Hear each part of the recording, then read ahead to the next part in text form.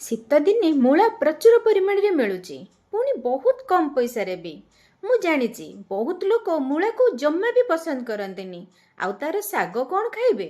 ମୁଁ ଆଜି ମୂଳା ଶାଗକୁ ଏମିତି ରାନ୍ଧିଛି ଦେଖିଲେ ନା କହିବେ ମୂଳା ଶାଗକୁ ଆଗ ଖାଇବା ପାଇଁ। ଆଉ ଜାଣିଛନ୍ତି ମୂଳା ଶାଗରେ ପ୍ରଚୁର ପରିମାଣରେ ଆଇରନ୍ ଆଉ କ୍ୟାଲସିୟମ୍ ଅଛି। ତେଣୁ ମୂଳା ଶାଗକୁ ନ ଫୋପାଡ଼ି ମୋର ଏ ରେସିପିଟି ଦେଖି ଏଭଳି ରାନ୍ଧି ଖାଆନ୍ତୁ।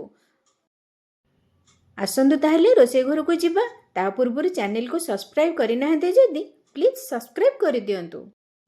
ମୁଁ ଏଠି 2 ବିଡ଼ା ମୂଳା ନେଇଛି, ଆଉ ତାର ଶାଗକୁ ଏବେ କାଟିକି ବାହାର କରିବା। ତା ଦେହରୁ ଯୋଉ କଅଁଳିଆ ଶାଗ ଅଛି ମୁଁ ସେ କଅଁଳିଆ ଶାଗ ନେବି, ଆଉ ବୁଢ଼ା ଶାଗକୁ ସବୁ ଫୋପାଡ଼ି ଦେବା। ମୂଳା ଆପଣଙ୍କୁ ପସନ୍ଦ କି ନାହିଁ କମେଣ୍ଟସରେ ୟେସ୍ ଅର୍ ନୋ ଲେଖି ଜଣାଇବାକୁ ଅନୁରୋଧ କରୁଛି। ଏଠି ଏବେ ମୂଳା ଶାଗରୁ ଯେତକ ସବୁ ହଳଦିଆ ପତ୍ର ଅଛି ତାକୁ ବାଛି ନେବା, ଆଉ ଯେତକ କଅଁଳିଆ ପତ୍ର ଅଛି ତାକୁ ଧୋଇ ଧାଇକି ନେଇ ଆସିବା। ତାପରେ ୟାକୁ ପୁରା ଚୁନ୍ ଚୁନ୍ କରି କାଟି ନେବା।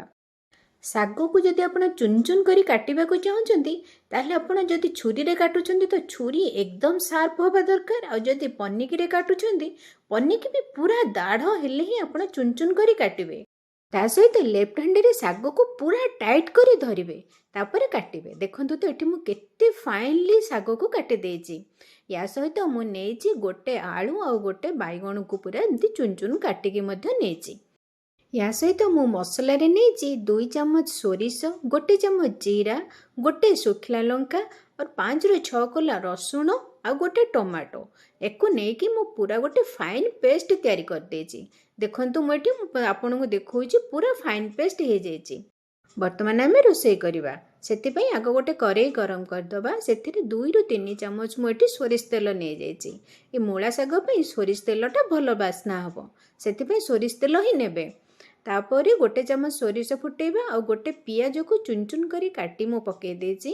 ପିଆଜ ଟିକେ ବ୍ରାଉନ୍ ହେଇ ଆସିଲା ପରେ, ପୁରା ଲାଲ ହେବା ଦରକାର ନାହିଁ, ହାଲକା ବ୍ରାଉନ୍ ହେଲା ପରେ ପ୍ରଥମେ ଆମେ ମୂଳା ଶାଗକୁ ଟିକେ ଲୁଣ ଦେଇ ଆଗ ଭାଜିବା, ଯେମିତି ତାର ପାଣି ଅଂଶଟା ଆଗ ମରିଯିବ। 2ରୁ 3 ମିନିଟ୍ ମିଡ଼ିୟମ୍ ଫ୍ଲେମ୍ରେ ଆମେ ଭାଜିଦେଲା ପରେ ଦେଖନ୍ତୁ ଶାଗଟି ଆମର ଶଙ୍କି ଯାଇଛି, ଆଉ ତା ପାଣି ଅଂଶ ବି ମରି ଆସିଲାଣି। ଦେଖନ୍ତୁ ଏଠି ଏହି ସମୟରେ ଆମେ ଯେଉଁ ଆଳୁ ଆଉ ବାଇଗଣ କାଟିକି ରଖିଥିଲେ ସେ ଆଳୁ ଆଉ ବାଇଗଣକୁ ମଧ୍ୟ ପକାଇଦେବା। এই ପରିବାକୁ ଆମେ ଶାଗ ସହିତ 2 ମିନିଟ୍ ଭାଜିଦେଲା ପରେ ଆମେ ୟା ସହିତ ଦେବା କଲର୍ ପାଇଁ ହଳଦୀ ଗୁଣ୍ଡ, ଆଉ ଯେଉଁ ମସଲା ବାଟିକି ରଖିଥିଲେ ସେଇ ମସଲାକୁ ଆମେ ୟା ଦେହରେ ଦେବା। ମୂଳା ଶାଗର ବାସ୍ନା ସହିତ ଏ ସୋରିଷ ମସଲାର ବାସ୍ନାଟା ବଢ଼ିଆ ମିକ୍ସ ହୁଏ, ସେଥିପାଇଁ ମୁଁ ଏଠି ସୋରିଷ ମସଲାରେ ହିଁ ୟାକୁ ରାନ୍ଧିଛି। ଆପଣ ଗୋଟେ ଥର ରାନ୍ଧନ୍ତୁ ଆଉ କମେଣ୍ଟସରେ ଜଣାନ୍ତୁ ସତରେ କେମିତି ହେଇଛି। ତାପରେ ଏ ସୋରିଷ ମସଲାକୁ ଆମେ ସହିତ ମିଶାଇ ଦେବା। ମୁଁ 1 ଲଙ୍କା ବାଟିଥିଲି, ଯଦି ଆପଣଙ୍କୁ ଆଉ ରାଗ ପସନ୍ଦ ତାହେଲେ ଆପଣ ଲଙ୍କାଗୁଣ୍ଡ ଦେବେ, ତେଣୁ ମୁଁ କିନ୍ତୁ ଏଠି ଆଉ ଅଧ ଚାମଚ ଲଙ୍କାଗୁଣ୍ଡ ଦେଉଛି। ଏ ଲଙ୍କାଗୁଣ୍ଡ ଦେଇ ଆଉ ଟିକେ ମିଶାଇ ଦେବା, ଆଉ ଆମର ଆଳୁ ବାଇଗଣ ସିଝିବା ପାଇଁ ଆମେ ଟିକେନାକୁ ଆଉ ପାଣି ଦେଇ ୟାକୁ ଘୋଡ଼େଇ ଦେବା। ମିଡ଼ିୟମ୍ ଫ୍ଲେମ୍ରେ ଆମେ ତାକୁ 2ରୁ 3 ମିନିଟ୍ ଘୋଡ଼େଇ ଦେବା। ଆଉ 2ରୁ 3 ମିନିଟ୍ ପରେ କଭର୍ ଖୋଲି ଦେଖନ୍ତୁ ଆମର ମୂଳା ଶାଗ ତରକାରୀ ଏକଦମ ରେଡ଼ି ହେଇଯାଇଛି। ପରିବା ଯେତିକି ଅଛି ସିଝି ଯାଇଛି, ଶାଗ ବି ଯେତିକି ଥିଲା ସିଝି ଯାଇଛି, ଆଉ ଶାଗ ମସଲା ସବୁ ମିଶିକି ବି ବଢ଼ିଆ ସୁନ୍ଦର ଦିଶୁଛି, ଆଉ ବାସ୍ନା ବି ବହୁତ ବଢ଼ିଆ ହେଉଛି। ତରକାରୀଟି ଦେଖନ୍ତୁ ତ କେତେ ବଢ଼ିଆ ହେଇଛି।